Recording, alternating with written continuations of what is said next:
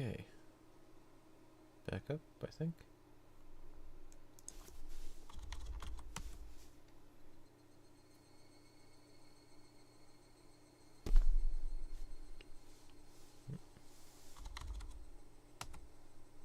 There it goes. Sorry about that. My internet took a dump on me just as I started streaming. So, yeah. Should be good now. Should be good. Hello, hello. But yeah, it was fine. And then I started streaming and nothing worked. So, I had to reset the modem. We're back. But, yeah. We left off at a, weird point. Did we view the tips? I can't remember if we did. Yeah, no, we did not. So we'll start off here. But yeah, we left off with Rena and Mion coming to our house and giving us some nice cooked mochi, with one of them full of needles.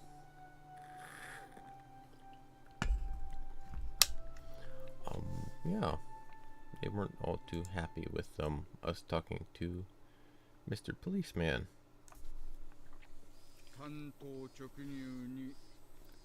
Alright, so let's get into it. This one is what kind of drug makes you commit suicide? I believe was the title of it. Let's cut to the chase.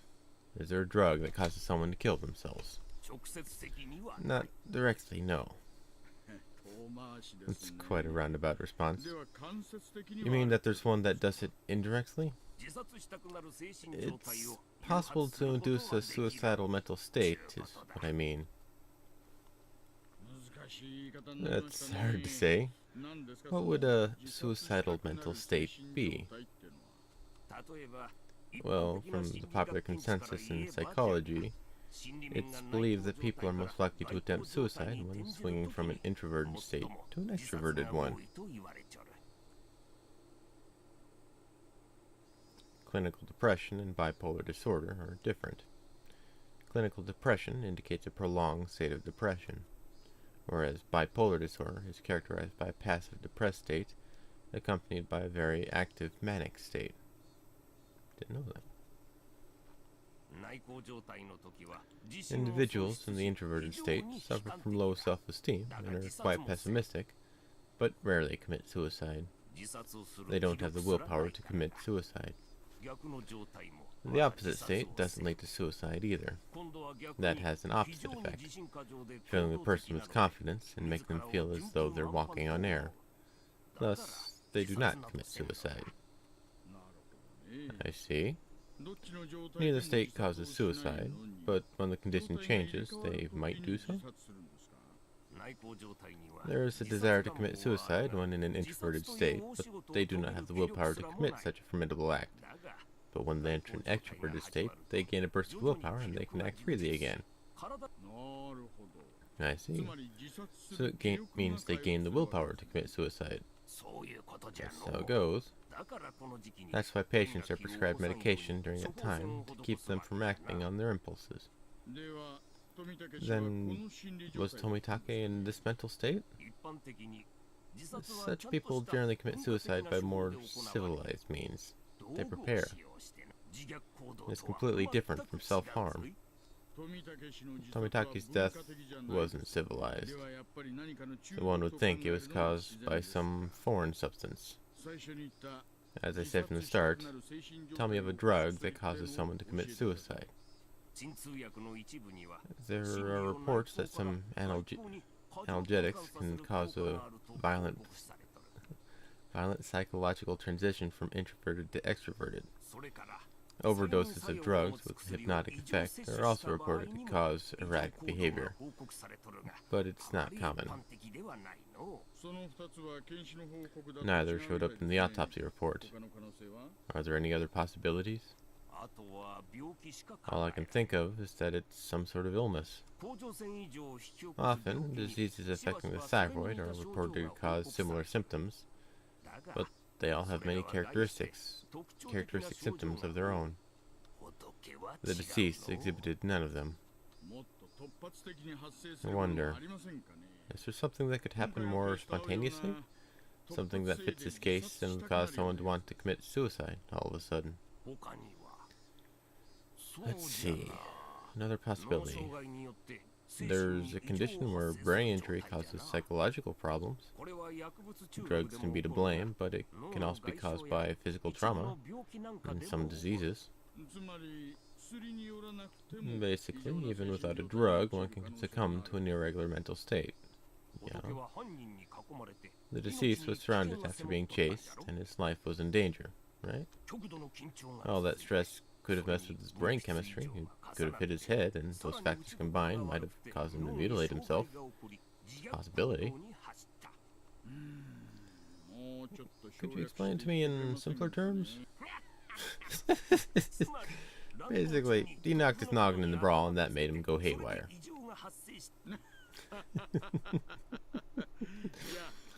Yes, this means the assailants didn't have any intent to kill. They smacked him hoping to nick some change, and just happened to hit a bad place. The two plump men laughed hoarsely. But of course, it's not like that. Undoubtedly. Whether it was habitual drug use or something mental, the deceased's background holds the key. How's your investigation going? Oh my goodness, look at the time. I need to get back soon, or Kuma-chan will get angry with me. Yeah, good luck. Best wishes. Best wishes. Yeah, if there was no drugs in the toxicology report, you would either suspect the autopsy or suspect the situation. Because from playing Phoenix Wright, the autopsy report might not always be truthful at first. This one's called Threat. But yeah, if no drugs, no prior history, no mental state, no trauma from a head injury causing him to do it like that, something is up. Those guys just now. They had national diet badges. Then it's Prefectural Assembly member Sonozaki and City Councilor Sonozaki. Relatives? That's interesting. The Prefectural Assembly member and City Councilor are related. It's dirty is what it is. Shouting out each other's name during elections. While one is up for election, the other one holds an assembly, and they double up their campaign activities. Blatantly. You don't know much about this stuff, but isn't that against the rules of the election? As long as they have no prior consultation, there are no restrictions on their political activities. Kuma-chan, the 2nd Investigation Division, is going to be pretty tough for you. You should at least brush up on election laws. I'm not cut out to handle intellectual crime, because I'm dumb. There was Prefectural Assembly member Sonozaki and City Councilor Sonozaki. Also, the mayor of Hinamizawa. So they're all influenced by the Sonozaki family.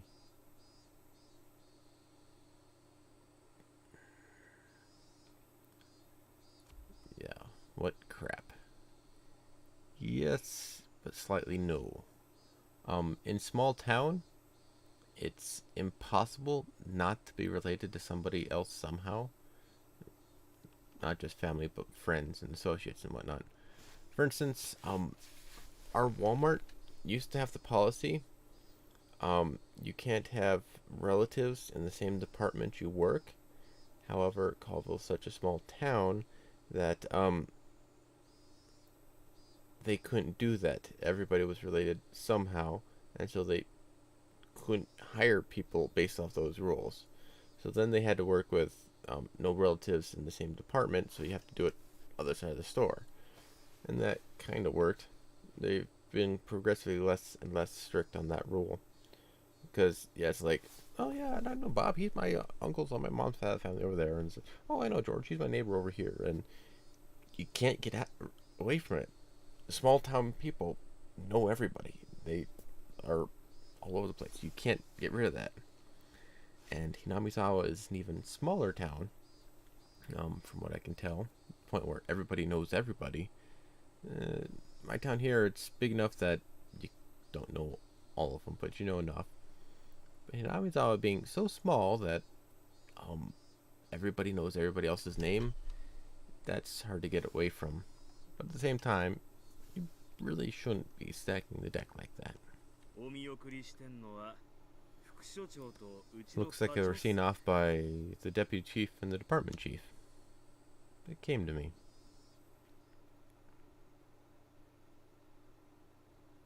That night, when the department chief invited me along to go get some Odin, I thought that was it. Give me a minute.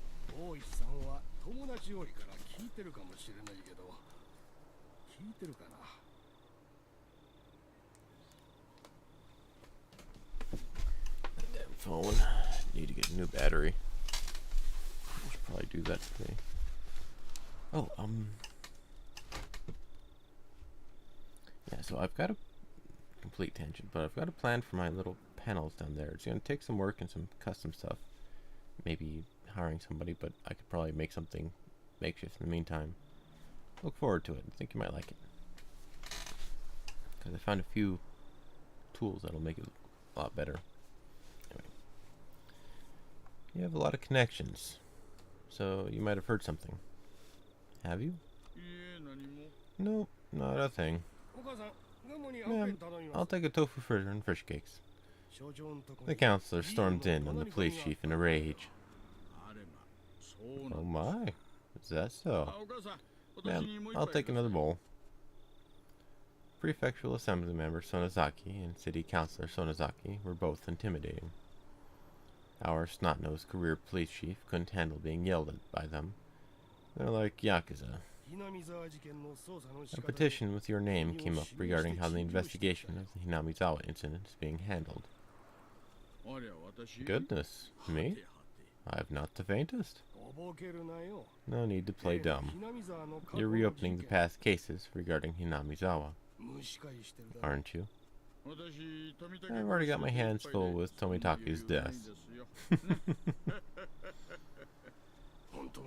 Really? I hope so, for your sake. There was a period of silence. While we were silent, we made headway on our food and drink. That was quite the feast. This month has been a bunch of losses for me, so I'm all shilling the pinch. Much appreciated. Nah, that's nothing. Tell me a good horse again. I'll bet on the same one as you. I haven't been doing well there lately. I haven't been able to read the horses at all. Taxi! I'm going by train. The department chief is taking a taxi. I have my own car, but it'd be rash to drive it home. Can't blow it right before the retirement with a DUI. They even know the retirement. Even though he could still rattle off, it looked like his legs were already jelly. Pushing him into the cab, I gave the driver the department chief's address. Well, see you again tomorrow. Best wishes. Oishi-san. Yeah. The past incidents have all been closed. Stop lumping them all together. Those villagers half believe it's really a curse. Well, I'm not convinced. You're going to be retiring next year, aren't you? Weren't you going to pay off your mortgage with your severance pay and move up to Hokkaido with your mom? Mother pines to return to her birthplace. That's the least I can do. And the severance? Well, I'll enjoy it at the entertainment district. The chief said he may have to reconsider issuing your special retirement salary raise. A public servant's severance payment is calculated based on their monthly salary when they retire. So, a special promotion of 2 pay grades is given before retirement.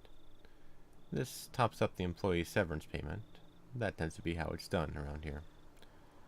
Of course, it's not exactly a commendable custom. Incidentally, the difference that 2 pay grades makes to the payout is quite significant. I'd expect no less of our egghead chief. Quite the model, veiled threat. But, well, considering how our pay comes from the public's hard-earned taxes, it's the way of the times, I suppose. It certainly wasn't a laughing matter, but I'll laugh through it anyway. I don't think it's such a model response, but given how hard you've worked, it's not at all odd for you to take home such a good package. Personally, I'd like you to get it. If I can get it, well, of course I'd want it. You'll get it, as long as you're an adult about this. Sorry for holding you up, driver. Thank you very much. I closed the door roughly, interrupting the department chief's conversation a bit rudely. He looked like he still had something to say, but he just smiled wryly and waved. I waved in return. The cab sped up gradually and soon disappeared among the sea of lights.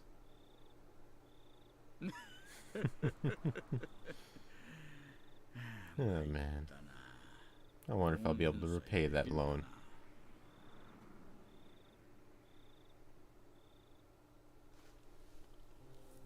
Loan?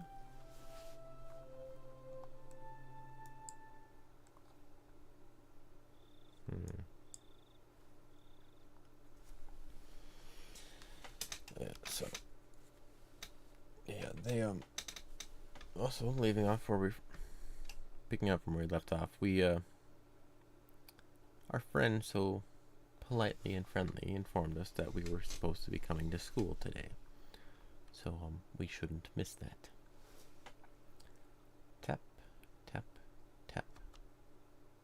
The sound of muffled footsteps stopped in front of the door to my room. A moment of silence, as if whoever they belonged to was ascertaining if I was inside. Of all the things I should have been doing, I continued on with my restless slumber. I was very much conscious, but my body hadn't caught up yet. Even with danger bearing down on me from just beyond the door, it was as if I was completely paralyzed, unable to move. Without a doubt, this was sheer terror. Please, just leave. Hey, why isn't my body awake yet? If I came into my room right now, then...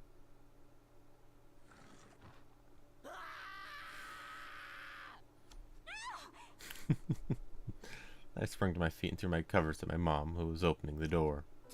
But, Keiichi? What's the matter? Sorry. I was still half asleep. I thought it was still 1 or 2 a.m. But the morning sun was already streaming through the gap between the curtains. It felt nothing like morning. Yesterday, I must have fallen asleep right after that. Then I should have gotten a full 10 hours of rest. But it didn't feel like that at all.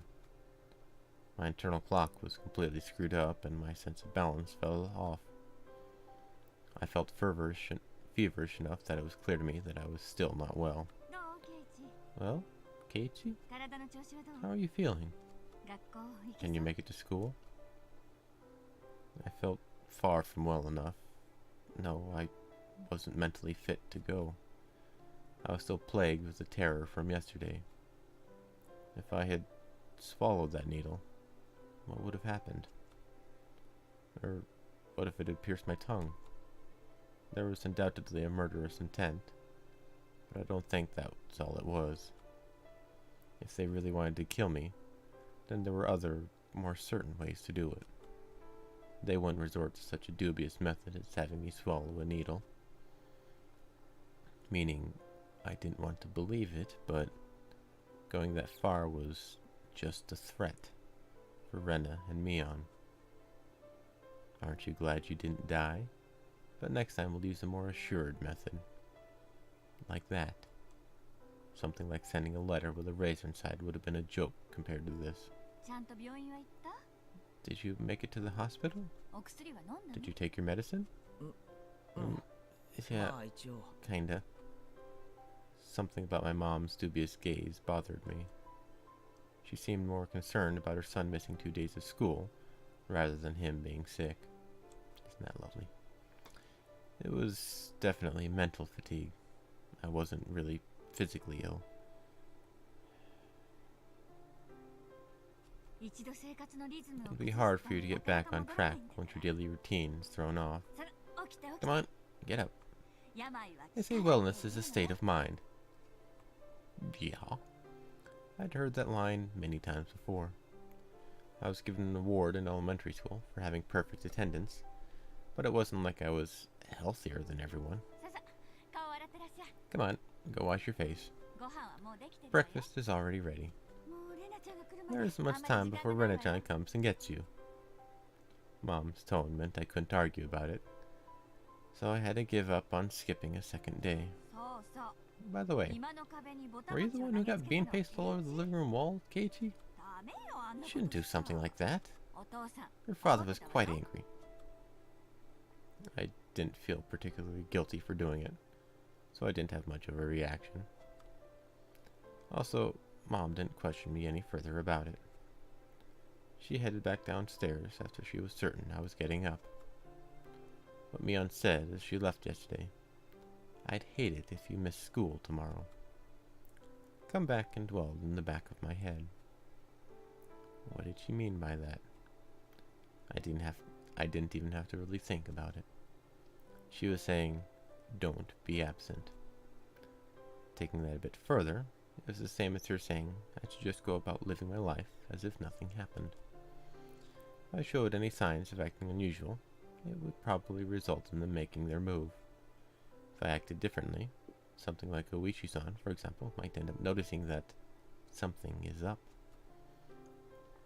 Meaning, if I didn't wash my mouth or did anything differently from the norm, in effect, it would end up communicating something to those who were undesirable. And it seems that was something that the girls didn't intend to forgive. So, if I just went along as normal, no harm would come to me. Was that how it was going to be? All the misery I experienced up until yesterday would, almost creepily, just fade away. It was an enticing deal. Just by forgetting everything I'd seen or heard these last few days, I'd be able to keep living on like normal. There's no way such a selfish thing could... I swallowed hard. I once again deliberated on the idea that I had just rejected. Mion was probably a good person who had their friends at heart. She was giving me, who had mistakenly broken some rule of theirs, a chance. Was what I did really something so unforgivable? But Mion had given me another chance. She was saying if I just forgot everything and kept living on like I had been, I'd be forgiven. Hey, Chi, the food's gonna get cold. Hurry up and get down here. Rena will be here if you don't hurry. I'm coming. I crammed my textbooks into my bag and hastily made my way downstairs.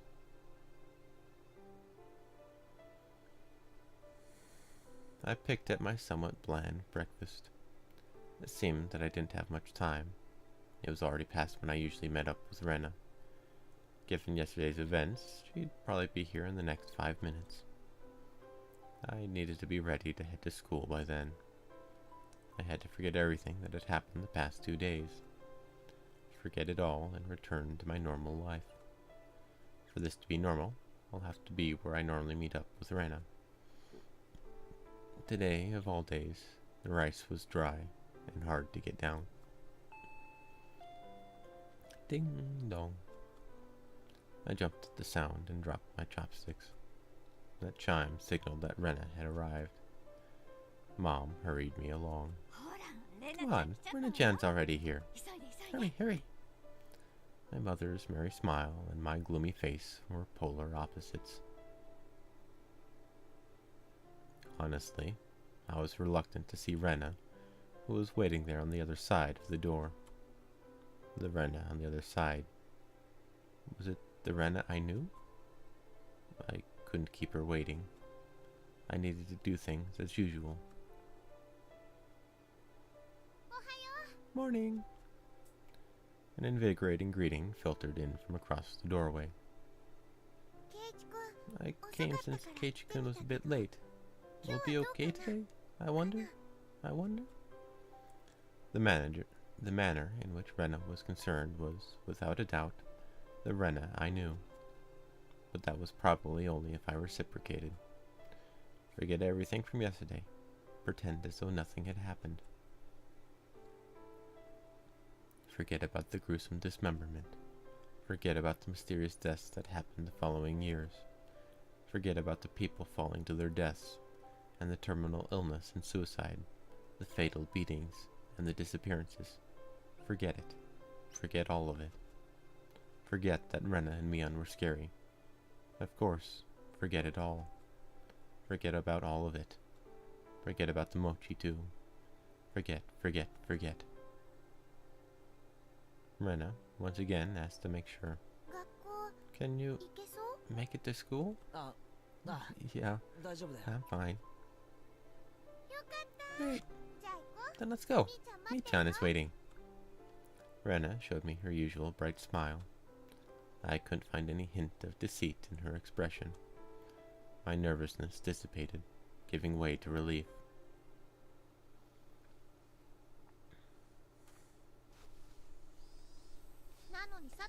But you see, Satoko-chan was so insistent she could do it. As we were walking, Rena talked about a lot of different stuff. More so than usual. Then? Satoko-chan is clumsy, but she failed no matter how many times she tried. She was so cute. Everything Rena talked about was just silly nonsense, so I just replied every so often and laughed from time to time. It was a rather laid-back conversation.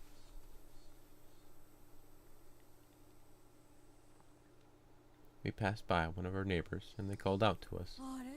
Oh my! Keiichi-chan and Rena-chan, aren't you two a bit late today? Mion-chan said she was going on ahead. Uh-oh, did Mi-chan look mad, I wonder?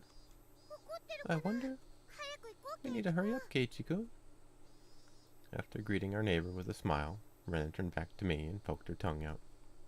Not expecting that, I couldn't help but crack a smile. Yeah, Keiichi-kun smiled. What? Rena stopped and stared at me. I was thinking that you still hadn't recovered from your cold since you seemed down this morning, Keiichi-kun. But now you seem fine. Fine. With a grin, she gently poked my cheek. It was a bright, sincere smile. Hey, Keiichi Maebara, how can you still doubt Rena after she shows you a smile like that? Maybe I just had a high fever up until today, and I imagined everything that I thought happened because I was bedridden and delirious. I really hoped that was the case. If God would grant me just one wish, there's only one thing that I'd wish for. I would want what had happened in the past few days, more specifically from the night of the Watanagashi up until last night. I wanted all of that to have never happened.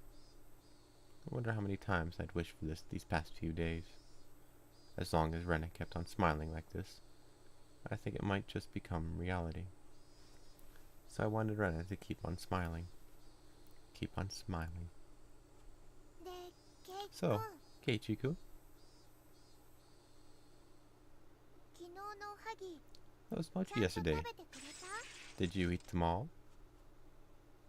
That vain wish of mine was instantly shattered. My heart began palpitating. The relaxed morning mood suddenly became frigid. Rena's smile was the same as usual. Her eyes were gentle as usual. Those mochi yesterday. Did you eat them all? Of course, she wasn't asking the questions at face value. In other words, Rena was asking, did you get the message? She was probably trying to convey that. Keiichi-kun? I was reluctant to give an answer. Rena stopped walking and stared deeply into my eyes. Don't, don't hesitate, Keiichi Maibaro. Rena was acting the same as always, wasn't she? I needed to respond in my usual way. Naturally, of course. But both my throat and mouth had gone dry, and my lips were stuck together. Hurry and answer, Keiichi. Not that much time had passed. I could still keep the conversation going naturally. I had to say something quickly. Did... Rena playfully mimicked what I said when I finally squeaked something out. Rena's reaction was still normal. It seemed that there wasn't as long of a pause as I had thought. Somehow I finally squeaked out the rest. Delicious. However, my strained efforts neither sullied nor brightened Rena's expression. For a moment I panicked, thinking I'd replied incorrectly. But after a few moments, Rena broke into her usual soft smile and giggled with a joyful voice that seemed to echo through the morning air. Being strung along by that laugh, I couldn't help but laugh as well. I see. So, did you eat all of them? I wonder. My timid smile froze again. Did you make it without swallowing the sewing needle? Was that what she was asking? If I'd swallowed it, then I wouldn't be here. I couldn't finish all of them. There's still some left. I was scared out of my wits, but that's how I played it. What about the homework to see if you could tell which one Reina made? That homework. Was it due today? Yeah, it's due today. Mi-chan will get angry. There's probably a penalty game ready for you. We both laughed at each other again. To the casual observer, it was just a typical morning. If I could just let myself believe, then even I'd think it was just the usual morning routine. But I was certain I wasn't mistaken. There was something unimaginable buried beneath the facade of this giggling Rena. Lies! I recalled that unexpected, piercing voice that I could hardly believe came from Rena's mouth. The moment that image crossed my mind, I felt a cold sweat trickle down my back. Was it only at that particular time that something evil had possessed Rena? No, that was wrong. That was still Rena. Oishi-san told me, didn't he? Actually, I looked into her before Ryugu-san moved away to Hinamizawa. She was suspended from school. It seems she went through her school building and broke all of the windows. Rena had a disorder that normal people didn't. No matter how pleasantly she smiled, that fact would not change. But I couldn't even imagine how she looked as she broke all the glass throughout the school. One thing I knew was that it wasn't something spur of the moment. If it was some sudden outburst of anger, then maybe she'd break a pane or two. But she broke all of the windows, all throughout her school. Just imagine going through your own school, breaking the windows with a bat.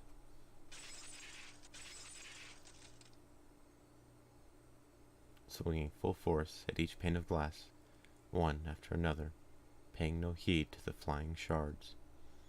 Your classmates aghast, unable to move from the sudden turn of events. I wonder where she could have found the most windows lined up in a row. Probably the hallway. Smash, walk, wind up, smash, walk, wind up, smash. It was difficult for me to connect that horrifying image with the Rena smiling at me right now. But I just had to imagine it. Impossible because it was unimaginable. That naive way of thinking no longer worked. The unpleasant, piercing sound of shattered glass, the crunching noise as Rena treads across the broken shards, walking towards me. Rena's classmates going pale as they forget to even breathe.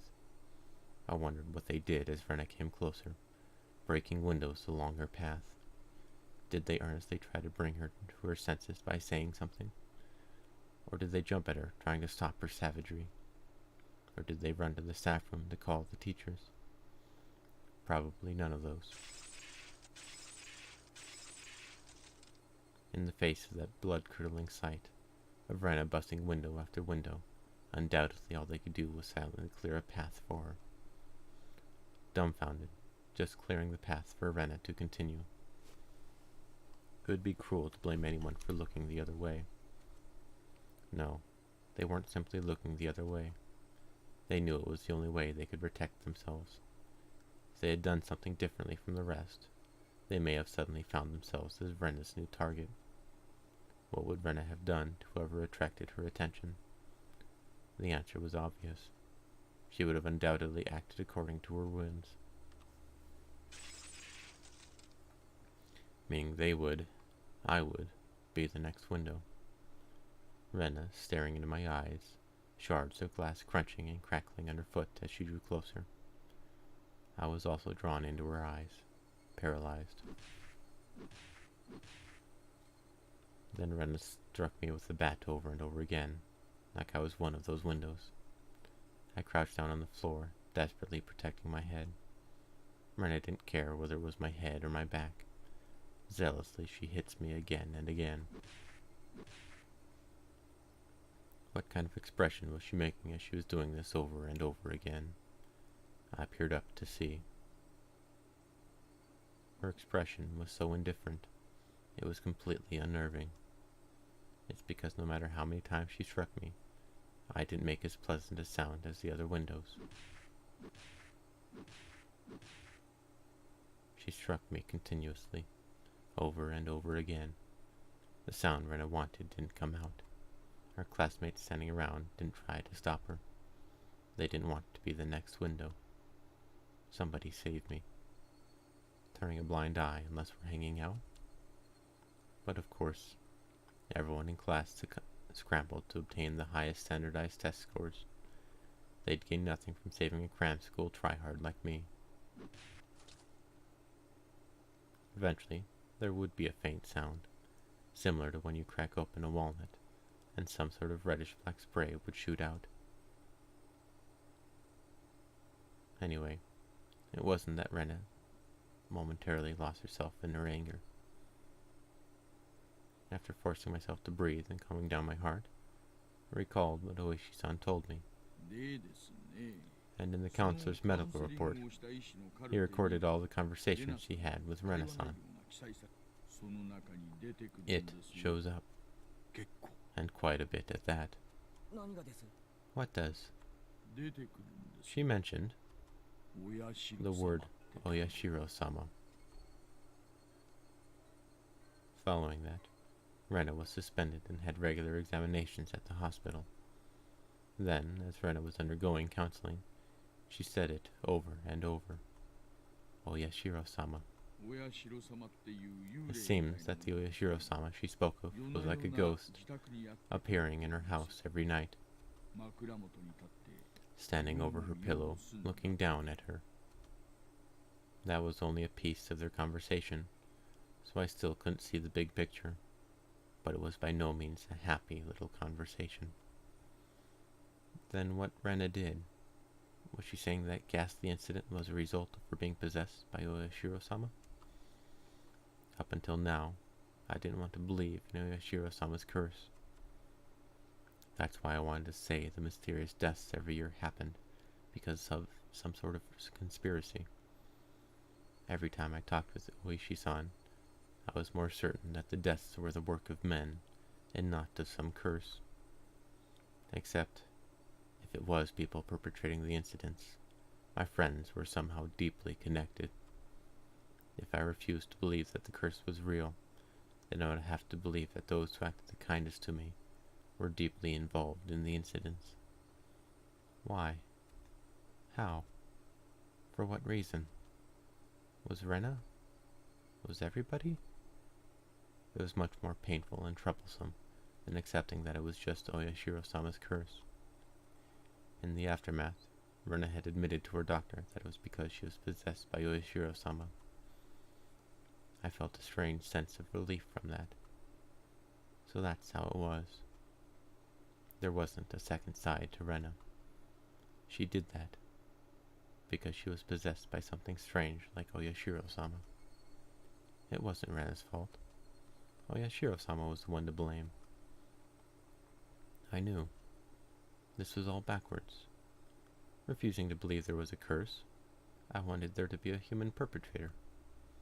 Now that my close friends were the ones under suspicion, I changed my beliefs at my own convenience, saying it was Oyashiro-sama's curse to blame. Which was the better choice? Accepting that Oyashiro-sama's curse exists, or that Ren and the rest of them were deeply involved in the string of mysterious deaths. I didn't want to think about it. If I just didn't think about it, I'd be able to continue the same as always. I wanted to believe that. But that was no longer possible. I had received their message. It was pathetic of me to try and bend the meaning to my own convenience, regardless of whether my opponent were a human or a curse. I won't let it kill me.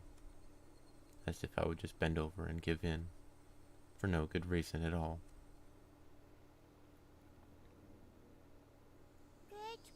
Keiichi-kun? You've been making a really weird face. Why, I wonder. I wonder. Inhaling sharply upon hearing Rena's voice, I came back to my senses. Before I had realized it, you were already at the entrance. Shaking my head a few times, I exercised all those terrifying thoughts. No matter how you looked at it, there's no way Rena could have done such terrible things. It was like I was trying to placate myself.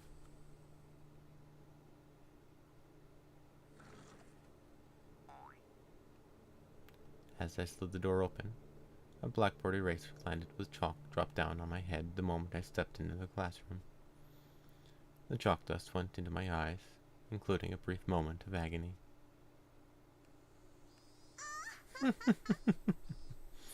How befitting for the truant Keiichi-san. Good morning to both of you, Keiichi and Rena. Good morning, Satoko-chan, Rika-chan. Not quite in the mood for it, I didn't really react to Satoko's trap. Satoko braced herself as they passed by, expecting me to attack her. She seemed a bit disappointed as I simply walked by, silently. What is this? How discouraging indeed. Keiichi doesn't seem back to his usual self yet. Yeah. Take it easy on him today, okay? Suddenly, there was a slap down on my shoulder. It hurt a bit. Hey, Kei-chan. Did you get enough rest? It was Mion. My mind was full with the stuff about Rena, but Mion was also a party of interest. Remember, Keiichi, that hawkish gaze from yesterday. Yeah. Morning. What's with that unenergetic greeting? Did you eat the mochi I brought you? I'm like this because I ate them. Those words were itching to be blurted out. I really just didn't have the appetite. I ate a few, but quite a lot were left over. Huh? What about the homework? Do you have an answer for which one was Rena's? Keiichi-kun said he forgot his homework. Not quite, but sheesh. But I can't help it. Time for your penalty. Flushing a lurid smile, Mion returned to her seat. There was nothing from our exchanges that would cause her classmates to suspect anything was amiss. But of course, anyone listening to our conversations up until this morning wouldn't see anything suspicious. That was why it was so frightening. They acted in a way that, regardless of whatever happened to Keiichi Maibara, no one would ever suspect them. That fact had me terrified. Soon the teacher came. After she asked how I felt and took attendance, another dull, ordinary day began. Dull and ordinary. Higurashi, when they cry. Welcome to Inamizawa.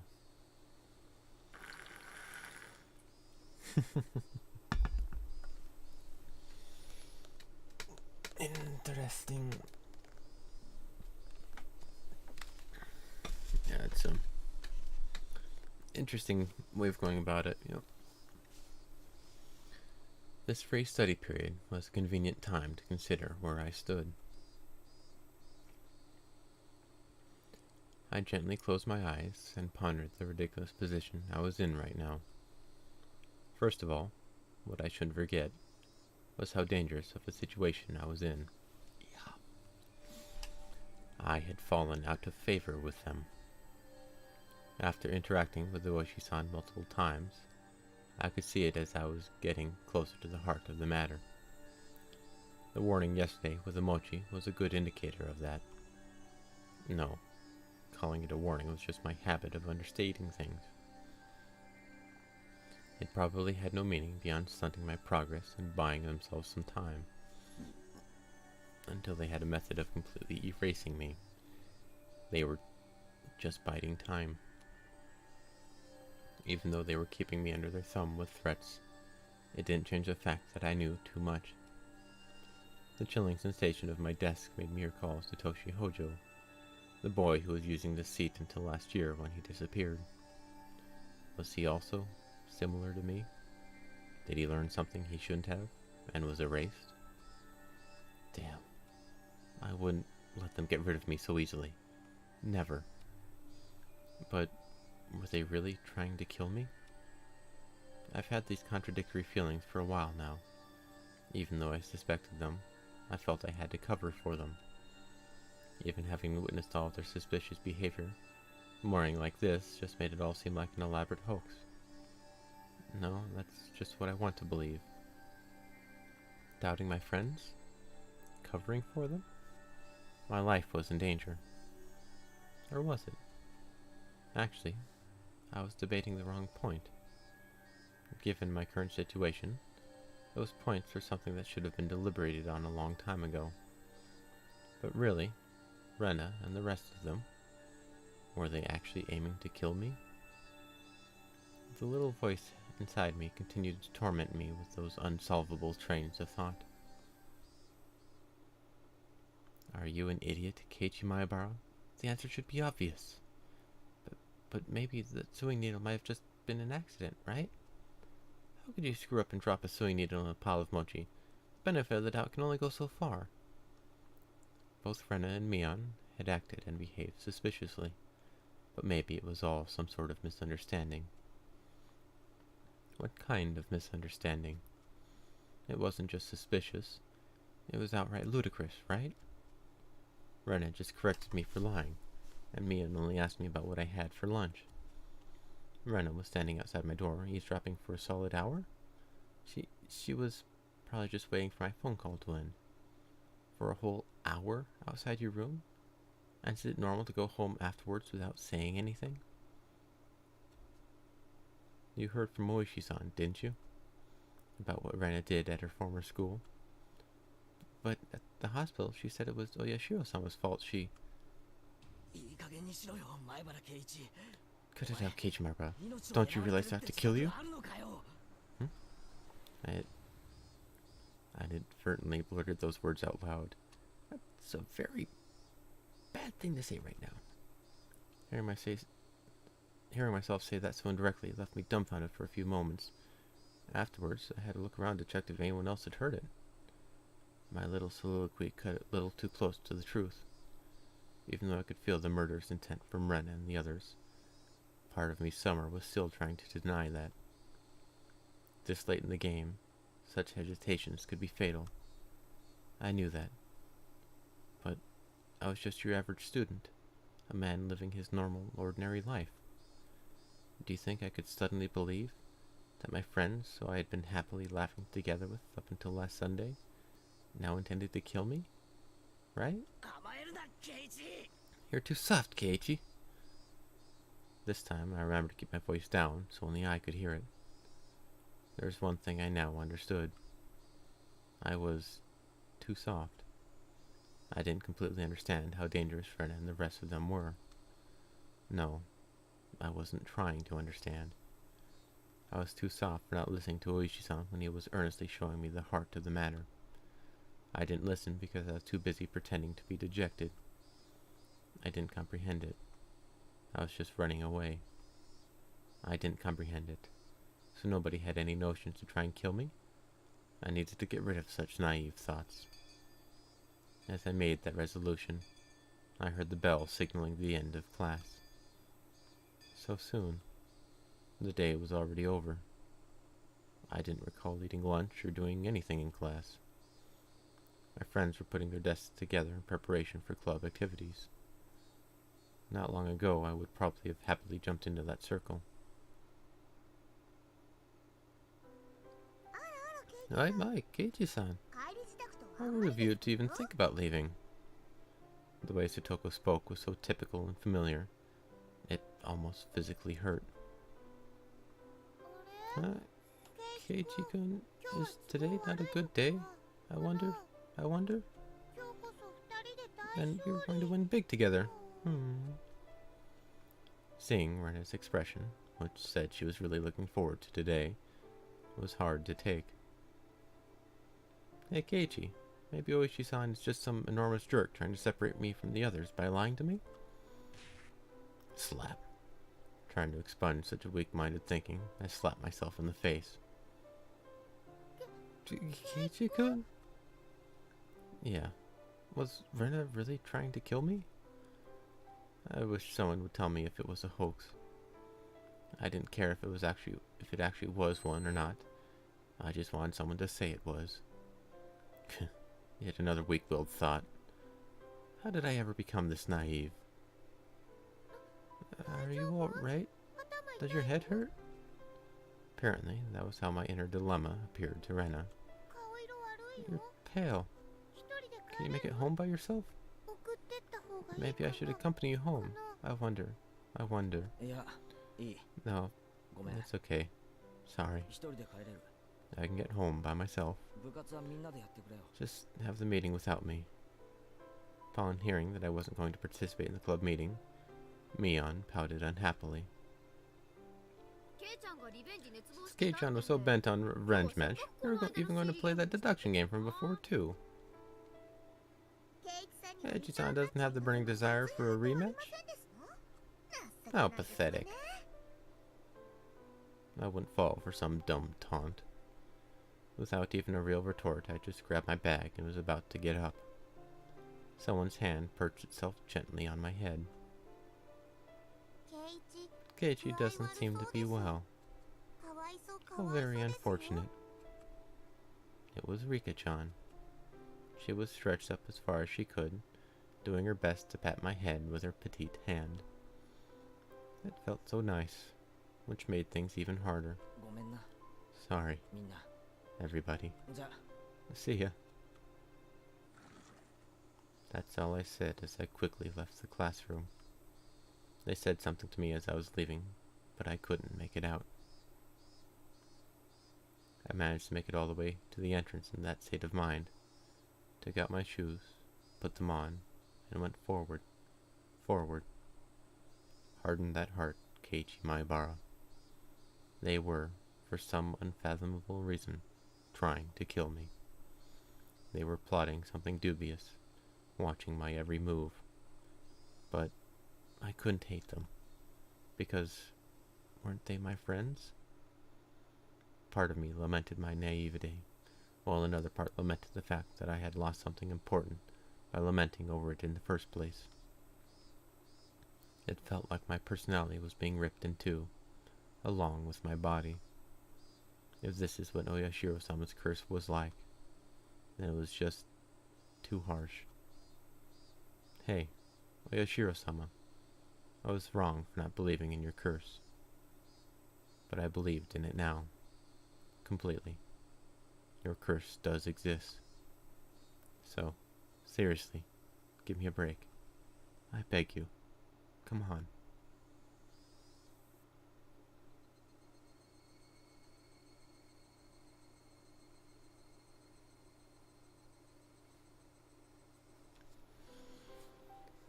I just realized that door's really weird. Dinner was unusually bland. It had no flavor or aroma. The miso soup that normally tantalized my appetite instead tasted like nothing but boiled water. Dad was eating with us that night. It was a rare occurrence in this household. When he got into his work, he ate and slept on his own schedule. My dad never cared about the time. Since my dad was at the dinner table, it either meant he had just reached a good point to take a break, or he was in a slump. So yeah, he just doesn't understand the motivation creators have. Your partnership was just a verbal agreement, wasn't it? If it's so hard to agree on things, why not just end it? I feel like it's an industry with a lot of back scratching. When it gets in the way of business, I wasn't able to pick up much of my mom and dad's conversation, but I could tell it wasn't a very pleasant topic. That, of course, made the disgusting food even less appealing. Staring listlessly at the exchange between my parents, my mind wandered off to the same thought processes I had going all day long. Friends close to me. No, they used to be friends, but I could no longer trust them. Right now, I was greatly lacking in allies. People I trusted, people I could depend on when push came to shove. There was something I didn't just have. Having just one ally would have been incredibly reassuring in the currently hopeless situation I was in. I put down my chopsticks and looked over at my parents, who were still talking about work. The first course of action that came to mind was to tell my parents everything. Currently, there wasn't a single person from Hinamizawa I could trust 100%. That meant the only people I could trust were my parents. But if I told them everything that happened up until now, would they understand? Rena, for example. That neighborly Rena who was so diligent in looking after me, came to get me every day, and sometimes brought over a share of what she made. How could I explain that she wanted to kill me? No matter how I explained, it would probably be difficult for anybody to comprehend. My somewhat eccentric dad wouldn't understand, and my high-strung mom would probably drag me off to a psychiatrist in the blink of an eye. Sadly, that was the amount of trust that existed in our relationship. Even if they did come to understand, what could they possibly do? Unless they could uncover the truth, they wouldn't be able to protect me. No, by informing them of these unnecessary things, I'd be putting my parents in danger as well. Considering that the victims in past incidents were often married couples, I couldn't even joke about it. For the entire Maibara family to have an accident, or to just vanish into thin air, it was easily possible in Hinamizawa. What was important here was that knowing something unnecessary put you in danger. The most unsettling question was, how did they know that I knew? As long as they didn't know, my parents might not fall victim. That was one way to think about it, I guess. At least it was like that in my case. After I found out, things started becoming odd. In other words, it meant the following. As long as my parents didn't know anything, nothing would happen to them. Which means that this house would be a safe haven as long as my parents were in. I knew these were just assumptions based on conjecture on top of conjecture. Wanting this house to be a safe haven, that was the pinnacle of my wake-build method of thinking. I had to concede that it was not completely safe. It was only safer than the outside. I knew that I couldn't rely on my parents. No, I couldn't risk getting my parents involved. Then the only person who could be my ally would be Oishi-san. Him, and him alone. He was the only person who understood the situation I was in. He didn't care so much about my safety, but he was, without a doubt, passionate about solving this case. It was a bit frustrating. Oishi-san was basically the whole reason I was in this mess. Now to get out of it, I had to rely on him. Meaning it was all going according to his devices. It was just my job to look appetizing while bobbing in the waves as bait. Then, when the fish started gathering around, Oishi-san would pull up the big haul. It was slightly infuriating, but even I thought that was the best course of action. So then, what should I do? Patience was the first rule of fishing.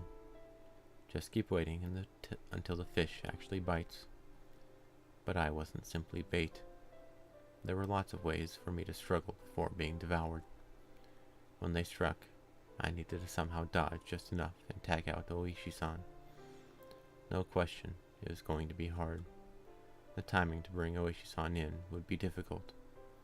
He was in the city, not Hinamizawa. So if I phoned him in my moment of need, it would take him about 30 minutes to reach me. So I needed to run away for those 30 minutes. For example, if we set up a rendezvous point for dire situations or something, I'd just have to hide out there until Oishi-san arrived. Okay, I can almost see it now. I was still being chased around in the dark by boogeymen, but now I knew which way to go. I would never have imagined this would be so reassuring.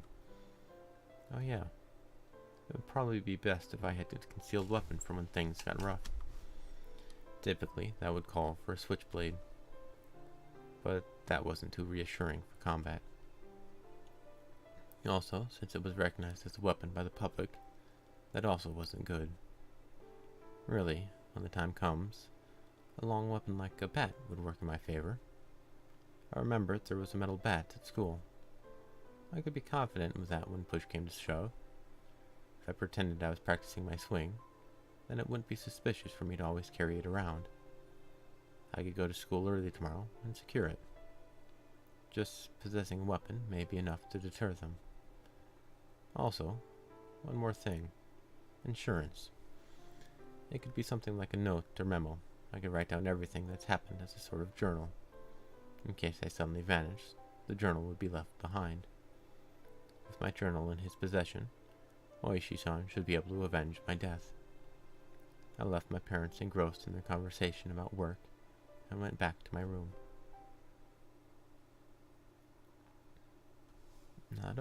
Not a bad plan.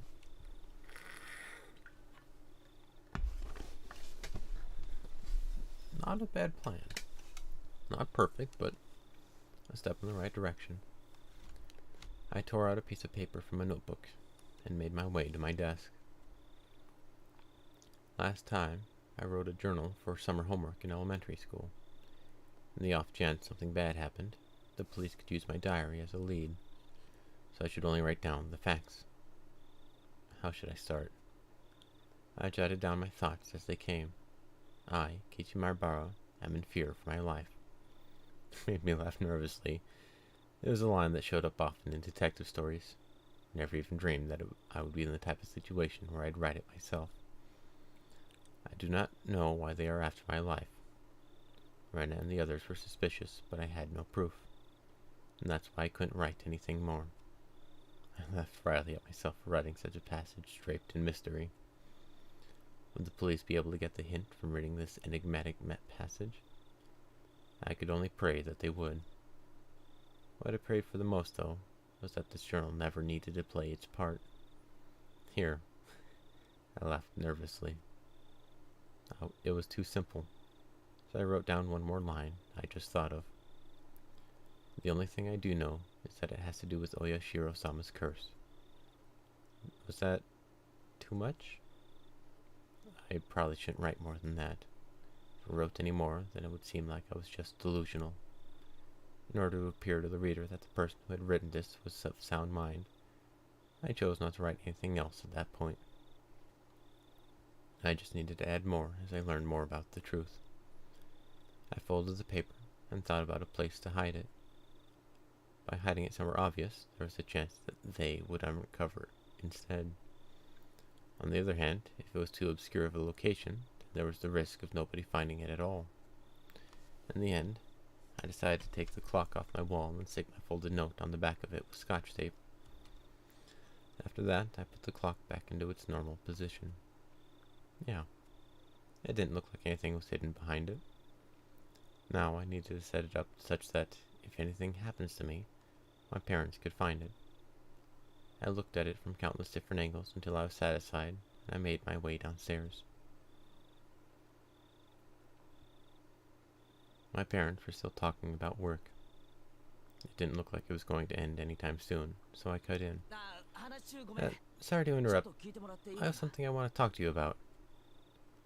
I'd never started off a conversation like that before, so my parents are both startled.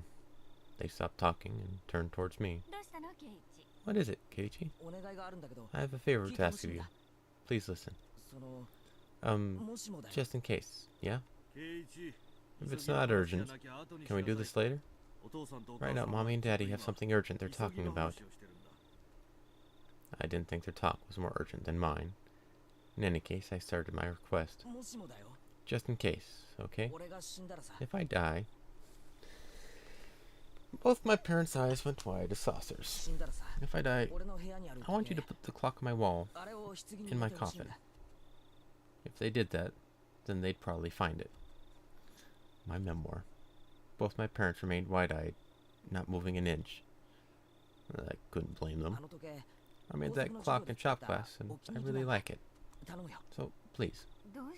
What's the matter, Keiichi? Did something happen? Mom was finally able to ask me with a questioning gaze.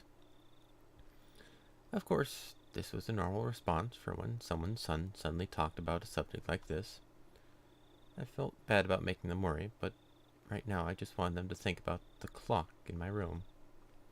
With the awkward mood leaving the room in silence, I decided to go back up to my room. I want to get to school early tomorrow, so I'm going to bed. Good night. Saying only that, I left the living room. Well, that's definitely a way to get it to stick in their heads. Not the best way, but an effective way. I need to get to school early tomorrow and secure that bat. I should make today the last day I went to school with Rena. As I climbed the stairs, I heard my mom call my name, but I pretended not to hear her. It wasn't something I could talk about with my parents. If I talked about it, it would only make things more dangerous. The fight that had begun was mine and mine alone. I couldn't rely on anybody. I wouldn't be killed. Not when I still knew nothing.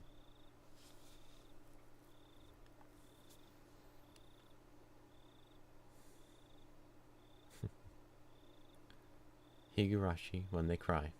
Welcome to Hinamizawa.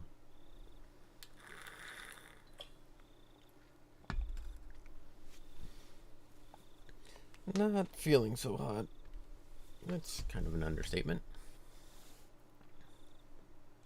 Let's check it out.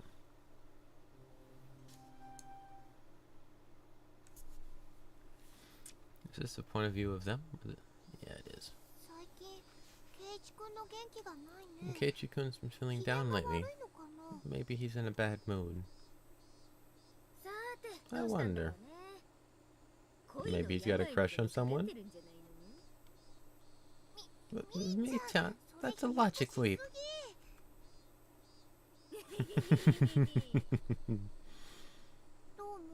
What do you think?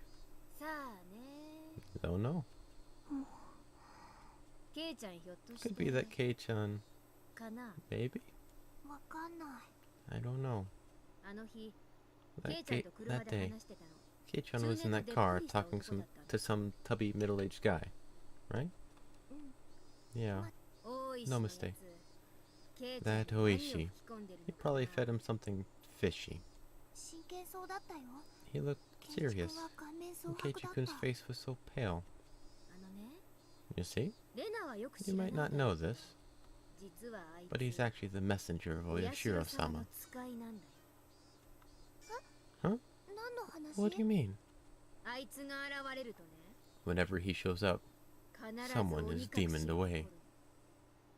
No lie. Oh? Is that so? The year before last, when Rika-chan's mom drowned, right? But before that, he was visited by Oishi. Now that you mention it, he was around before Satoshi-kun transferred out, too. Transferred? You're so sweet, Rena. So, this time he's appeared before Keiichi-kun. So, Keiichi-kun is going to be demoned away, too?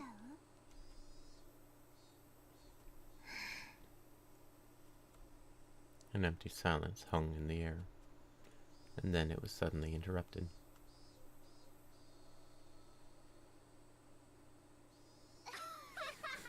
By loud laughter.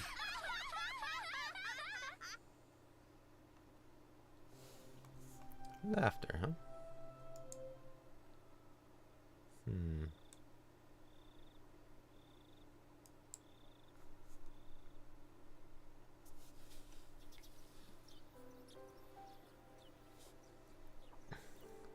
This was the first time I'd ever woke up with such clarity. It was 5:59, just moments before my alarm would go off. I was amazed at the precision of my internal clock. I have that too, it's weird. I had made preparations for the next day of school before I went to bed. I changed quickly and descended to the deserted lower floor. It appeared that my mom was still asleep. Neither breakfast nor lunch was ready. Yesterday, I just unilaterally declared that I would be leaving early today, so it couldn't be helped. I slathered jam on some bread and topped it with instant cocoa. Just as I was finishing up breakfast, Mom rose groggily from her slumber. Hi, Keiichi, you're up early. Is there some sort of school event? Not really. Answering bluntly, I picked up my bag and stood after stuffing 2 slices of bread down my throat. You're leaving already? What about lunch? If you don't wait a bit, I can make it. If I waited for her to make my lunch, then it would end up being the same time as usual. If I did that, it would raise the chances of me running into Rena and Mia on the way. Yes, from today onwards, I was going to go to school alone. Good plan. I'll be fine for today. Then what will you do for lunch? I'll slip out and buy some bread or something at the store. Really? Then here's some lunch money. Be sure to bring it back the receipt. I took the 1,000-yen bill from Mom and slipped it into my pocket. It's pretty early. Is Rena-chan up this early as well? No, just me. Did you tell Rena-chan that you're leaving early? I have no reason to tell her every little detail now, do I? Finding it difficult answering the onslaught of questions, I made an annoyed face.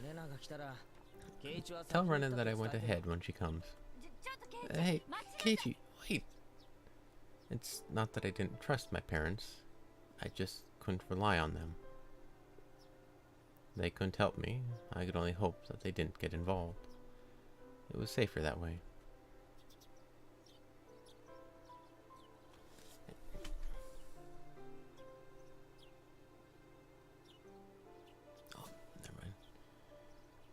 Perspective oddity. My mom's annoying voice was cut off by the slam of the door. For the first time since I moved here, I headed down the road to school alone.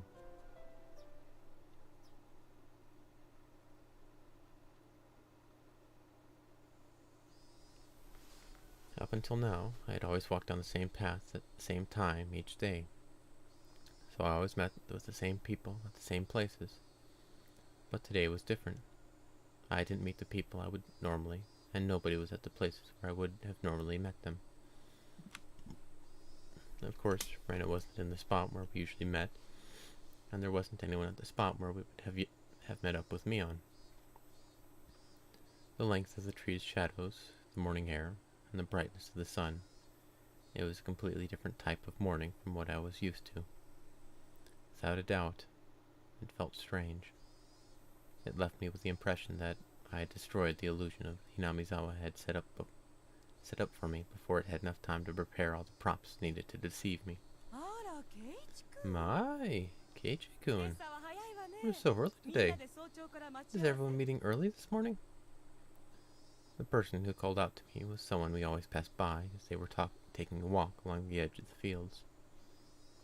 Their name was... I forgot.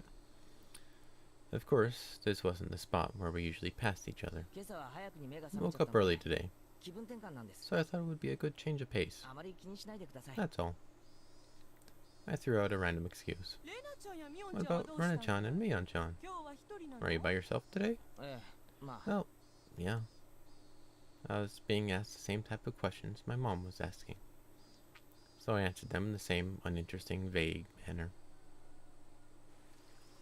It wasn't funny being asked where Rena was each time I passed by someone, but maybe it was to be expected. It was because for so long we were always together so amicably. Even I felt that if I let my guard down, we could still be free. Stop it, Keiichi.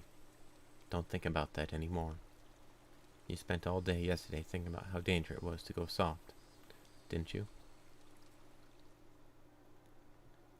Beep beep beep. A car horn blared from out of nowhere. Even though I was walking, lost in thought, that horn was way too close. A mechanical behemoth barreled at me from behind, catching me completely off guard. By the time I turned around, the van's hulking chassis was almost on top of me. I had seen plenty of cars veer to the opposite shoulder to avoid pedestrians, but this car was doing the opposite. It felt like there was somebody on the opposite shoulder, and the van was swerving in my direction to avoid them. That blissfully ignorant train of thought delayed me from realizing something much, much more important. That large mass was hurtling right at me. Was it going to hit me? The inside of my head instantly flooded with a painfully cold liquid. In that moment, the scene before me, no, time itself had frozen. In the silence of that frozen moment, I compared the van, so close that I had no way to dodge it, and my body, the upper half twisted awkwardly in order to look behind me. There was no way I could dive out of the way in my current position. If I lost focus now, this moment would unpause, and I would probably be plowed over, caught in this silly pose. Bend my upper body over towards the paddy side of the road. If I bent far enough, I'd get away with just being hit by the side view mirror. As soon as the thought crossed my mind, the temporal stasis was shattered by the deafening sound of the van. The side mirror struck my shoulder, sending me spinning off through the air like a top, locked in my contorted position. Kaplash. Sent tumbling through the air, I crashed into the muddy paddy by the side of the road. My entire body was soiled and drenched, but the choice I had made in that instant was unmistakably for the best. I was covered in mud, but when the alternative was being hit by the car, it was the closest I could be to being unscathed. Rising out from the paddy, I had enough in me to glare over at the stopped van and yell profanities at the driver. I'm not sure if he was able to see me, but the van sped off suddenly. Wait, damn it! This was what they call a hit and run, wasn't it? I couldn't help but continue yelling out profanities. The disgrace from being covered in mud hurt more than any physical wounds. I slogged through the muddy paddy and made my way back onto the road. This is a crime, god damn it! Shit, I'll track you down and sue you. If I go looking for a van, I'm sure to find it in this little village. Probably not too many. The path I was on had rice paddies on either side, and it had become so narrow that one car could barely fit through. It wasn't a place you could tear full speed down in a car, let alone pass by pedestrians. Not only was it a narrow road, but the car just now was closer to my side of the road than the other when it went past me. Even as I cursed, I was desperately trying to suppress the dark cloud rolling up within me. This wasn't just a hit and run. That car just now was trying to run me over, wasn't it? Thinking back, I did feel there had been a car creeping up on me slowly for a while. That's right. As soon as I parted ways with that person taking a walk, I had that feeling the whole time. If it had wanted to pass me, then it had no shortage of chances. Normally, I would have felt suspicious and turned around sooner. But I was lost in thought, and now I was kicking myself for not realizing it was there sooner. And then, when the path became narrow and there was no one else in sight, he floored it. If I had hesitated for even a moment, the result would have been no laughing matter. As the adrenaline rush from nearly being run over subsided, and the realization of just how terrifying the preceding events were sunk in, there was no doubt about it. That van was intentionally trying to hit me. A cold, vicious sweat seeped from my scalp and slid down my back before dribbling off. I struggled to avoid falling into a panic. There was still the possibility that this was just really an accident. Calm down, Keiichi. But also, don't be so naive, Keiichi. Being that lax will get you killed next time. You have to always be on your toes. Don't give them any openings. If my enemy was really out to kill me, the next time they would use a more reliable method. If that time came and I was acting like I was now, getting covered in mud was the price I had paid for my own naivete. Covered in mud, but without injury. Not even a sprain. I guess this was what you would call the silver lining. I began walking again, this time cautiously. I wouldn't even show a hint of carelessness. I had suspected only Rena and the others up until now. No, it was because I had suspected them that I had believed there was no other enemies. Oishi-san had said so, didn't he? There was a possibility of a village conspiracy. Was I really mired so deep in this situation that I had no choice but to try and carry on as usual? Wouldn't it be safest just to hold myself up in my house? But the moment I abandoned my regular routine, everyone around me would abandon theirs as well. That was just too horrifying of a thought. I recalled the tales Oishi-san told me of when Hinamizawa was still called Onikakushi. A frightening tale of an entire village of demons hunting their prey, surrounding them and eating them alive. One must not interfere with the demons. One must pretend not to see it. The enemy were numerous, the whole village. The villagers, with their unwavering faith in the curse, would do nothing to help me. The strong, sudden flash of sunshine made me slightly dizzy. I had no idea what was going on anymore. When I suspected it was the work of man, I would catch a glimpse of Oyashiro-sama's curse. And when I suspected it was Oyashiro-sama's curse, someone would poke their head out. What was coincidence? What was intentional? Who was my enemy? Who was just a bystander? No, what I really, truly wanted to know was, how did I end up with a proverbial bullseye painted on my back? Eventually, an answer in a form I could understand will appear. I don't care when that will happen, because until then, I cannot die. That alone fueled my resolve to fight and will keep me alive.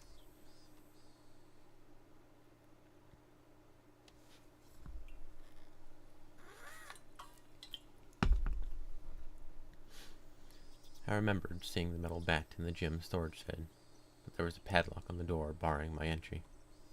At the very least, I wanted to get my hands on it before everyone else arrived at school.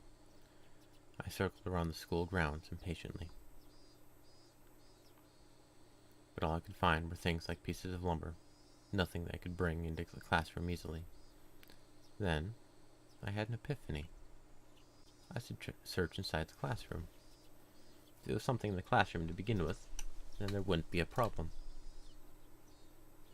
I could tell that everyone indoors' shoes were still in their lockers. Good thing I came early. Nobody else was here yet. I wondered, what could I find in the classroom? I didn't think I could find an especially effective weapon like a bat, but it couldn't be helped at this point. Until the gym storage shed was open, I needed to find a substitute. A lingering hint of naivete whispered that there was no way I'd be attacked at school. But such soft ideas would no longer protect me. To think that they were slowly making their way into parts of my life that I had once thought impenetrable. In the worst case, my own house might not be safe anymore. That was an incredibly frightening thought. But I believed that not considering the worst case scenario would have been even more frightening. Anyways, I will survive. So long as I lived, then I will definitely be able to escape this labyrinth of nonsense. Definitely.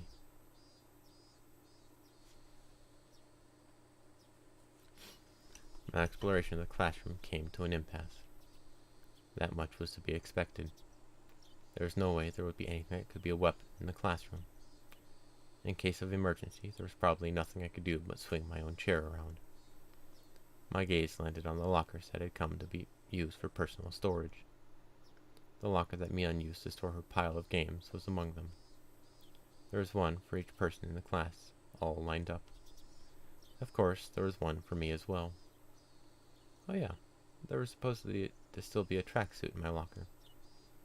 Seeing me covered in mud would be strange. I should go change later. But first, I needed a weapon. If one of my classmates came, it would be hard to rummage through all of the lockers. I swiftly began opening the lockers one by one. They were mostly just filled with things like gym clothes, personal items, and umbrellas. An umbrella. If I couldn't find anything better, then this would have to be my weapon. I was about to give up on finding anything decent when I opened a locker that held exactly what I wanted. It was, without a doubt, a metal bat. It was well worn and pretty beaten up, but there was no doubt it was usable. In that locker that reeked of mold, there also hung a baseball uniform. It was probably the locker of a student in a Pee-wee league, or something like that. If that was the case, then he'd probably ask for it back. At that time, I could hear the voices of the children scuffling their way noisily in from the hallway.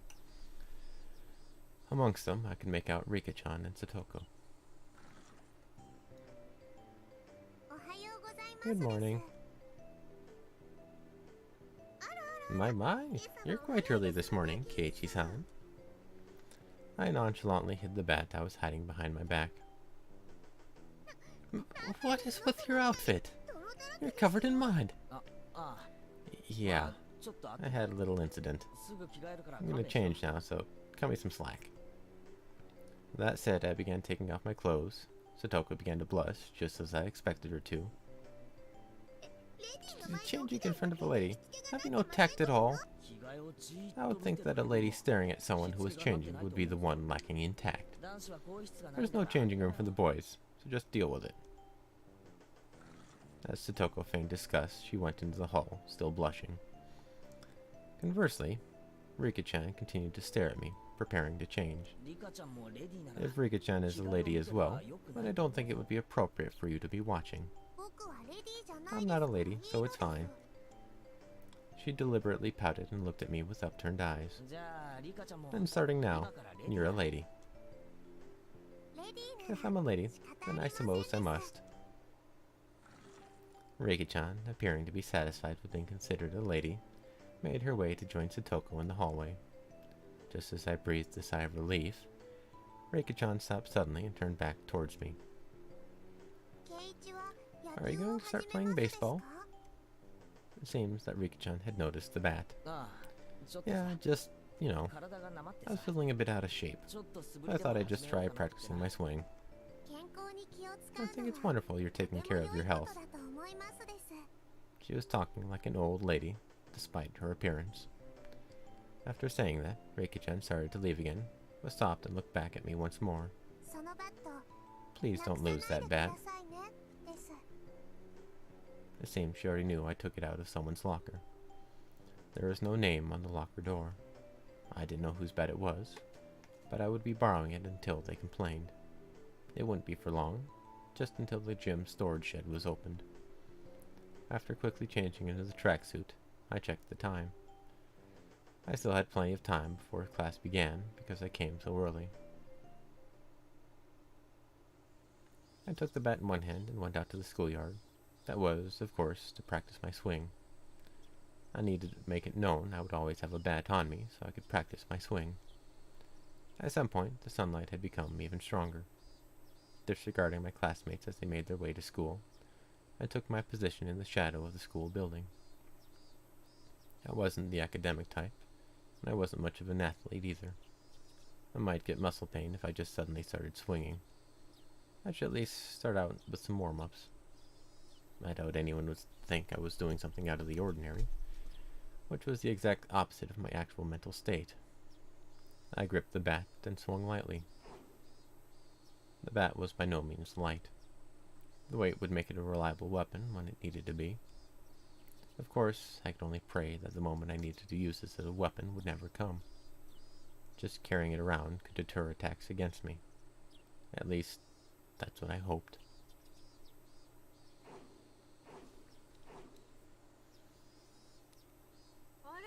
No? Hey, John. What are you doing? Being bombarded with such a hysterical voice, I jumped. Well, Keiji-kun, are you on the baseball team? The baseball team? It was Rena and Mion. I was surprised to hear you went off ahead. What are you doing, Kei-chan?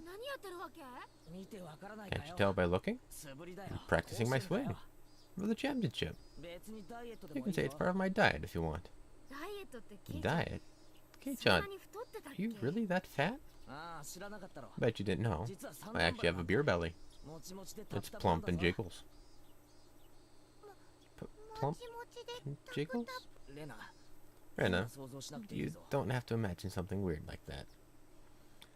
To disrupt Rena from imagining something that vulgar, I ruffled her hair messily.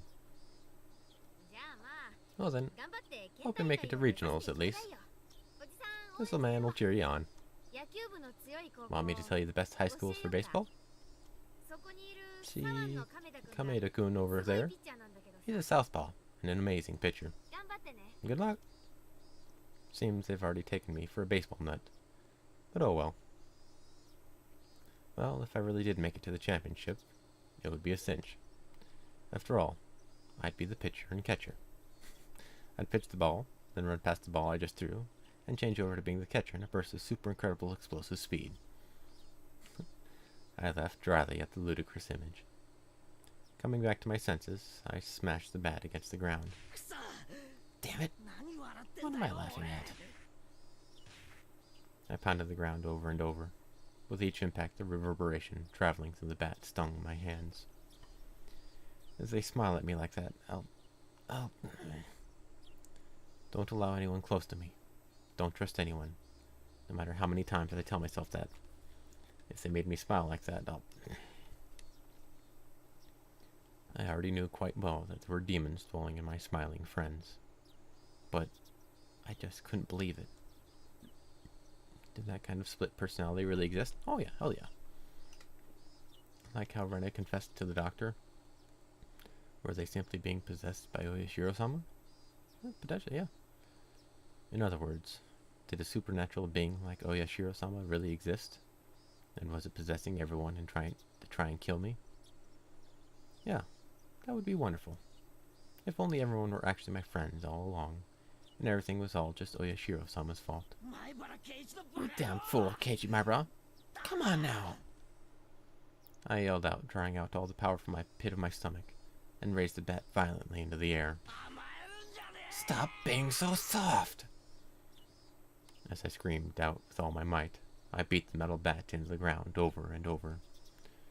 With every impact, my weakness was being beaten down. Smash. Forget. Smash. Don't be soft. Smash. Know your enemy. Smash. Like hell I'd let them kill me. My shoulders heaving up and down from my ragged breathing, I heard the first bell ring just as I calmed down.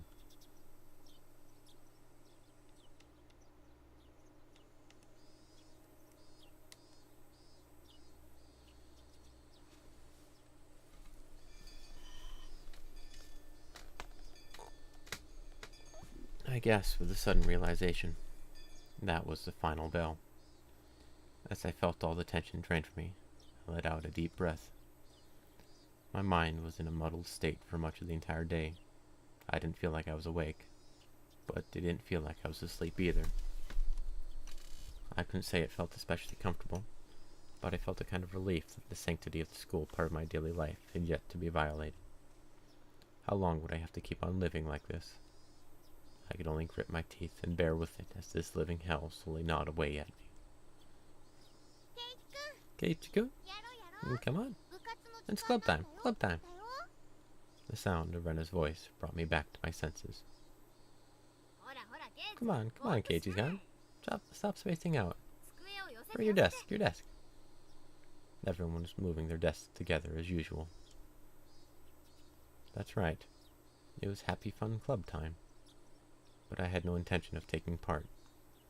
I haphazardly stuffed the contents of my desk in my bag as I prepared to go home. It was a weak-handed gesture to avoid having to actually say, I'll be going home now. What's this, Kei-chan? You planning on going home right away again? Mion sounded quite disappointed. I'm just not in the mood. Could you just let me be for a while?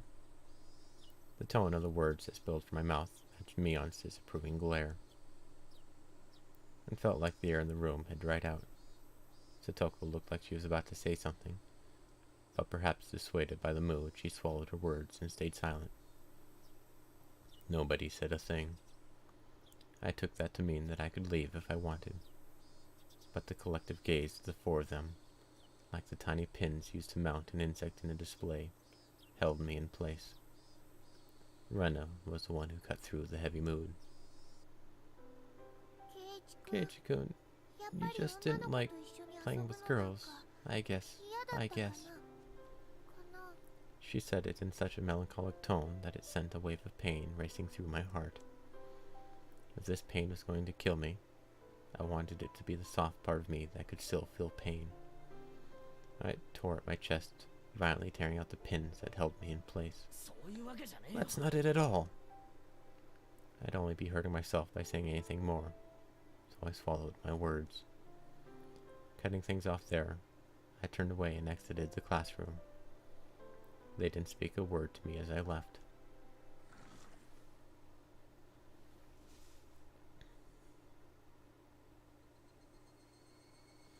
It was a long, dull trip back home, but I didn't lose focus.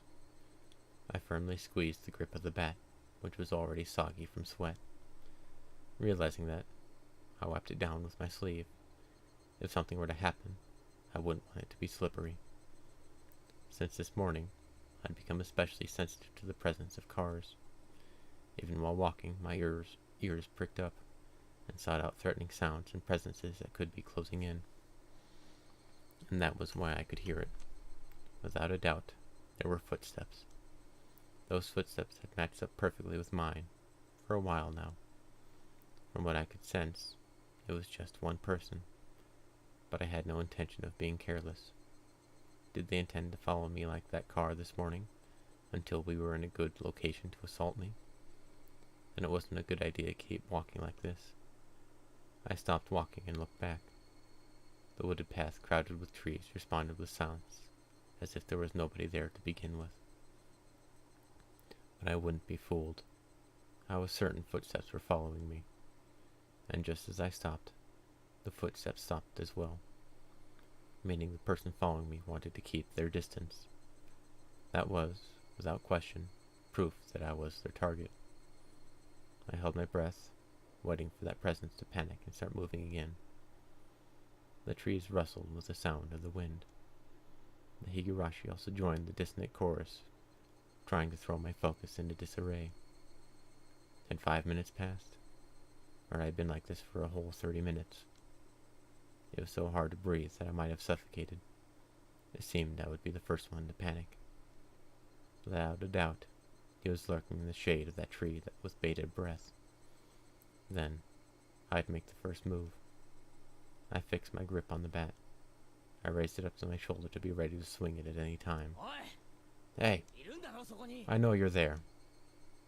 With all of my might, I screamed at whoever was hiding in the shade of the trees. But the presence in the shade didn't budge. Until the moment I found them, they had no intention of revealing themselves. I know already. I know you're there. I screamed out angrily at them again, but even still they didn't move at all. Then I'll go over there myself. With all due vigilance, I approached step by step. Stepping into the tree's shadow, I saw a human figure there. That figure was curled up like a small animal. Rena. When she realized I had found her, her expression softened. She seemed apologetic, but wasn't going to speak a word. Did you have some business with me? I wouldn't accept that silence and screamed the question at her. Not really. It's just, Rena was in a panic with tears welling up in her eyes. But it was obvious that she had been following me. What about the club? Since you're not, I'm not. That shouldn't matter. Don't mind me and just play. But I'm just worried about you. Thinking about how I'd been acting up until now, it wasn't hard to imagine that my behavior could have been perceived as strange. So Rena was concerned. At a quick glance, that's how it would seem. But I wasn't going to let my guard down that easily. Even if that really was the case, she still wouldn't have to do something like try to tail me. She should have called out to me when I was leaving and gone out right with me. But Rena didn't do that. She kept her distance from me and matched my walking speed. On top of that, she matched the sound of her footsteps and deviously tried to hide her presence from me. Then, after she realized I noticed she was there, she held her breath as she tried hiding from me. She wore a timid expression that would force one to take pity on her, but without a doubt, she was tailing me. Stop following me. Still glaring at Rena, I continued walking onwards. After I'd walked for a bit, she ignored my command and began walking again, so I yelled at her once more. I told you not to follow me. But my house is in the same direction. Then walk ahead of me. I'll start walking once I can't see you anymore. I moved out of the way and waved my bat violently to urge her forward. I'd like to go home together with you. Making a pitiful expression, she meekly squeaked out the words in a voice that she knew would cut into my heart. That agitated me to no end. I knew it was a lie. If you wanted to go home together, then you should have called out to me. Now you're just blurting out random lies. I'm sorry. I'm sorry. It seemed that seething anger within me was written all over my face. Even without me saying anything, Rena had understood what I was feeling inside. If you get it, then go. I swung the bat, urging her again to walk. Rena looked back and forth between me and the bat, started walking hesitantly, then stopped again. Go on then, hurry.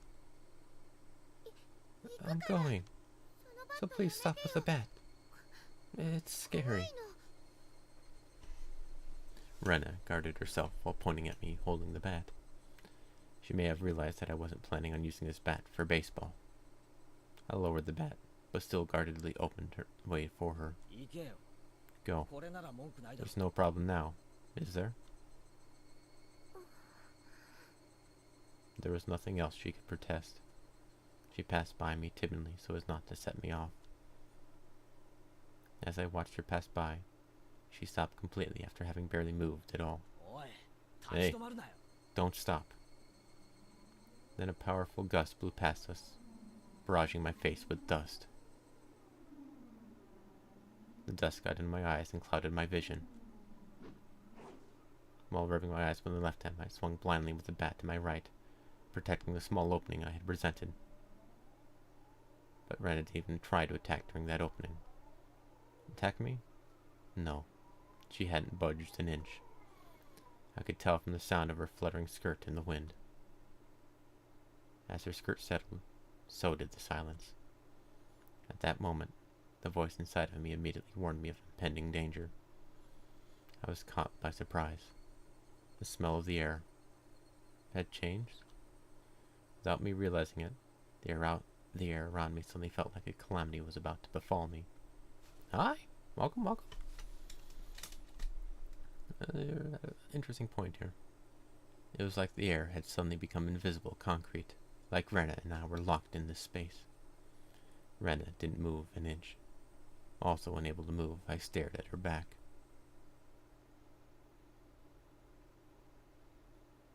Rena was the first to break the silence. Instantly, she altered her stance. I felt like I had just witnessed her shift from Rena into that other person who looks like Rena.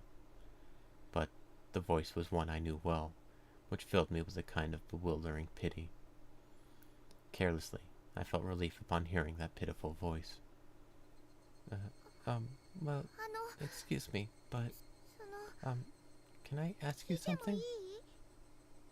Too shy to even turn around, Rena squeezed out her voice out desperately, as she trembled. What? Well, why do you have a bat? I wonder. The question asked was by no means unexpected. I can carry whatever I want. But you didn't have one up until today. Why so suddenly? It's alright if I did do something suddenly, isn't it? Is it strange that I have a bat? Because, Keiichi, you're not the kind of person to play baseball. It's weird. I couldn't tell what kind of answer she was looking for. I was getting tired of answering her. I just suddenly got the urge to play baseball. Is that so weird? It's weird. She answered instantly, and that annoyed me slightly. I just suddenly wanted to play baseball, and I wanted to practice my swing, so I'm carrying around a bat. What's strange about that? Strange. Weird. Definitely.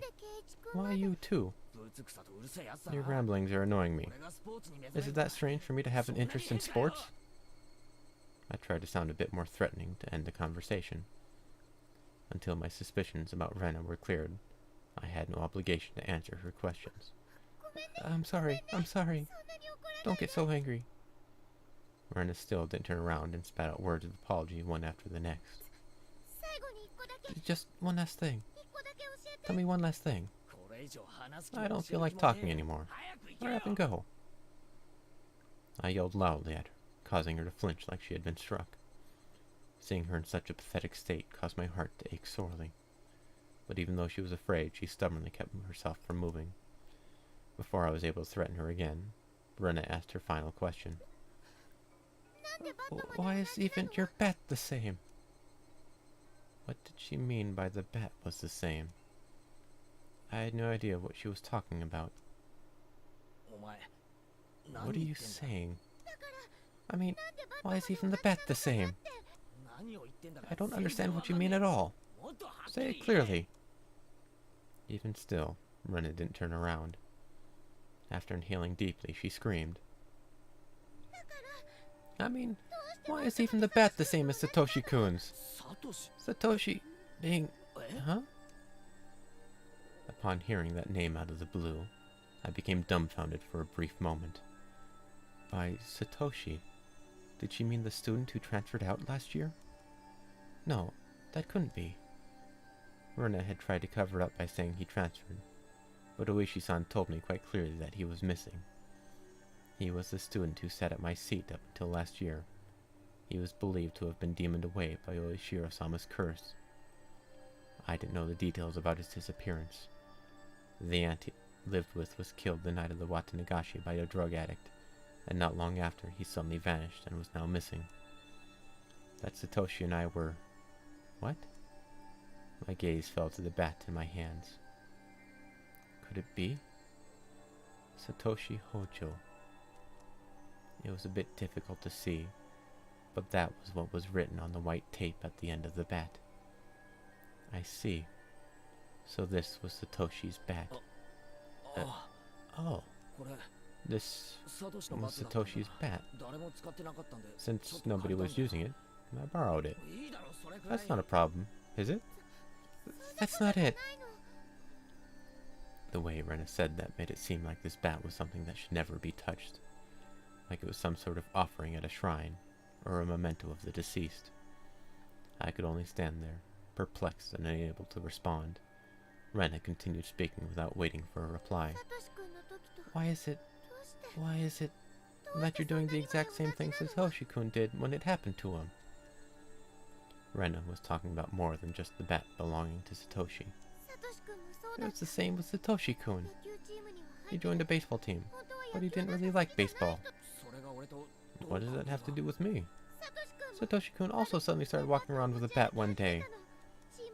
He joined a team, but he wasn't the type to play sports. What about it? I closed my mouth before I could say that out loud. Listen carefully, Keiichi. Rena is trying to tell us something important. Satoshi-kun also one day came to school all by himself all of a sudden. Just like Keiichi-kun. Then one day, he suddenly started practicing his swing. Just like Keiichi-kun. Then one day, he suddenly began carrying the bat around with him. Just like Keiichi-kun. Then one day, he suddenly... Then one day, he suddenly what? Rena had swallowed her words. Rena's sudden silence brought a hush back to the surrounding area. It was then that I could finally digest the content of the entire conversation. She was saying my chain of actions was exactly the same as Satoshi's. What was the meaning of this?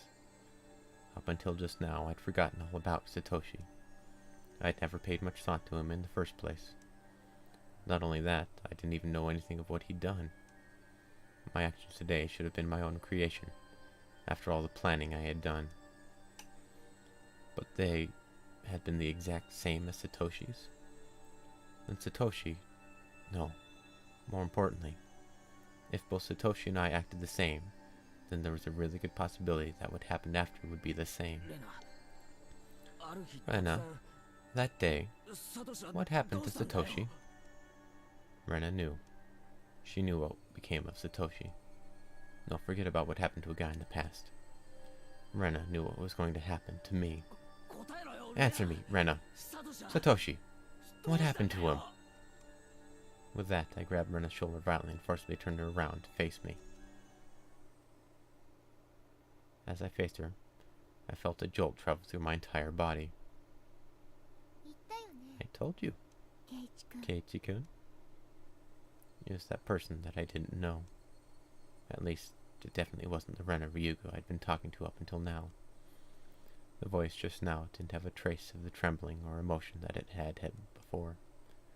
The amount of regret I felt for turning her around so carelessly was unsurpassed. That gaze that pierced like a cold needle. The smile on her face that invoked an image of having been carved out by a knife. Chills went down my spine. My mind froze under a layer of rime. Both of Rena's eyes pierced through mine, leaving me unable to look away. As if to remind me of the fear from that time before, Rena brought her face close to mine, so close that I could feel her breath. Her face had filled my entire field of vision. Then, her sharply shaped lips grew even sharper, like the curve of a crescent moon. She grinned. I told you, Keiichi-kun. After a short pause, Rena repeated the same words again. Satoshi-kun, you see? Transferred out. Transferred, meaning what? What Rena meant must have been some new definition of transfer that I was previously not aware of. My throat and lips dried up. I couldn't even acknowledge what I had just heard. All I could do was swallow down my own saliva. It would seem that Rena saw that as a nod. She pulled her gaze back and spryly stepped back 2-3 paces. As she did, my legs gave out and I fell to my knees pathetically. Rena had me on my knees underneath her emotionless smile. That had to be a very odd sight indeed. Seeing me in that pathetic state, she neither scoffed at me nor held out her hand. But I could neither stand nor escape with her gaze shooting through my eyes. There was undoubtedly a metal bat in my hand, but right now, it was useless to me. I was like a fly caught in her web. Heavy sweat beaded all over my body. I could feel it dripping down from my skin. But you won't, will you, Keiichi-kun? Rena finally released me from that cage of time after what felt like an eternity. But her question was missing something important, and was incredibly vague. Once again I swallowed hard, urging her on. Do what? What did she not want me to do? Transfer. Higurashi, when they cry. Welcome to Hinamizawa. Alright.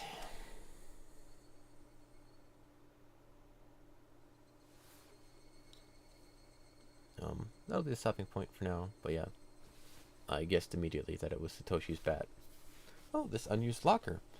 Oh, it's nobody's using it. It's just unimportant. Yeah, no, I'm betting that was Satoshi. And if he was in the group, he probably had a similar scenario, similar reaction, similar desire to not die. So yeah, that's somewhat unsettling.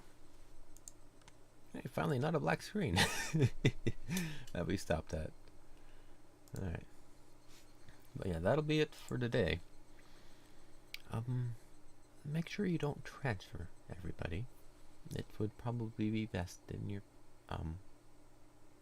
best interest to stay where you are. Don't disrupt the status quo. Simply go about life as normal. Farewell. Don't transfer.